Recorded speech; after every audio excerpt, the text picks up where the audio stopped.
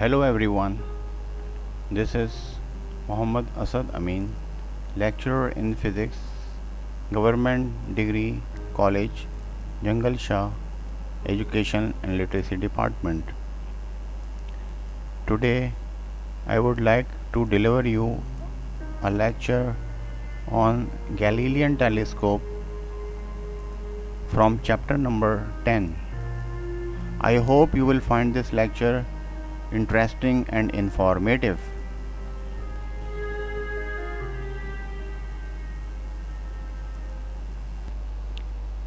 Introduction.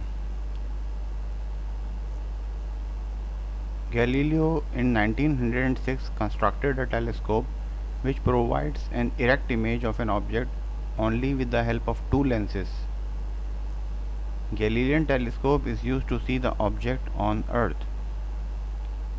The final image found by this telescope is erect, so it is useful for terrestrial purposes. It is shorter than the terrestrial telescope but has a small field of view. Construction. The Galilean telescope consists of two lenses, objective, and the second lens is called an eyepiece. Objective is a convex lens of large focal length which is denoted by FO so that it can gather more amount of light. The second lens is an eyepiece, which is a divergent or concave lens of short focal length denoted as FE. Eyepiece forms an erect and virtual image at the focus of objective on when adjustment is correct. Now working of telescope.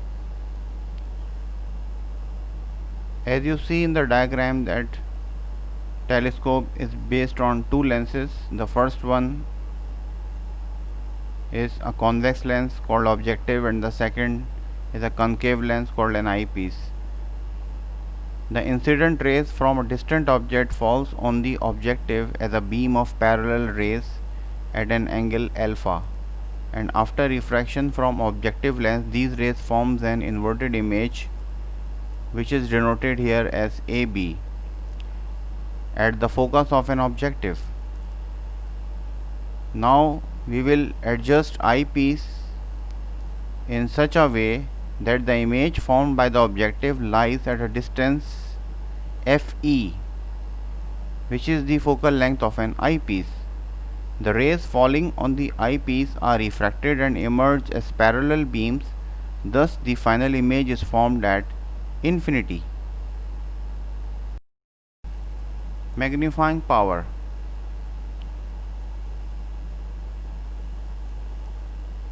The magnifying power of astronomical telescope is given by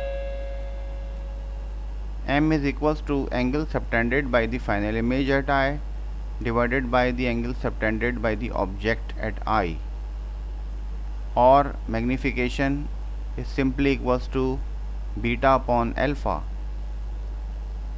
It is because the object is at infinite distance and hence the angle subtended by the object at I may be taken as the angle subtended by the object at objective. Since alpha and beta are small angles, therefore we can take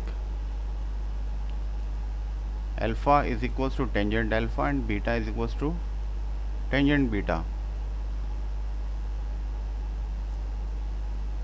Now as I defined earlier that magnifying power is beta upon alpha, now we consider right angle triangles. The first triangle is AOB and the second is triangle AEB. Now according to the triangle AOB, tangent alpha is equals to perpendicular upon base. Here perpendicular is AB and base is OB. So alpha becomes equals to AB upon OB. Similarly, when we take another triangle which is AEB, triangle AEB, so you see that in triangle AEB, tangent beta is equals to perpendicular upon base. Now here perpendicular is AB and base is BE, so beta becomes equals to AB upon BE.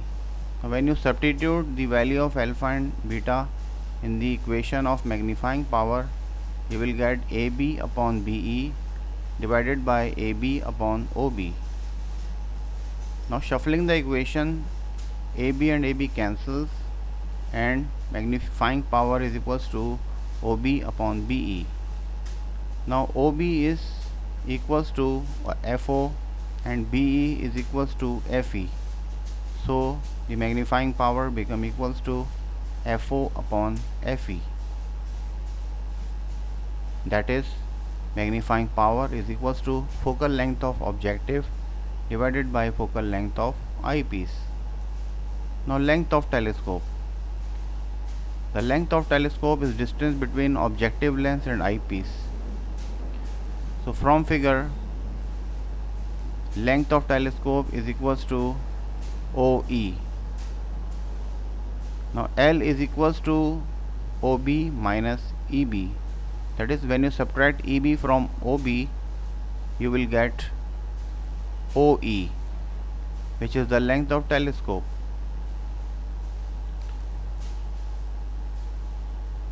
So now you can write length of telescope as FO minus FE, where FO is focal length of objective and FE is focal length of an eyepiece.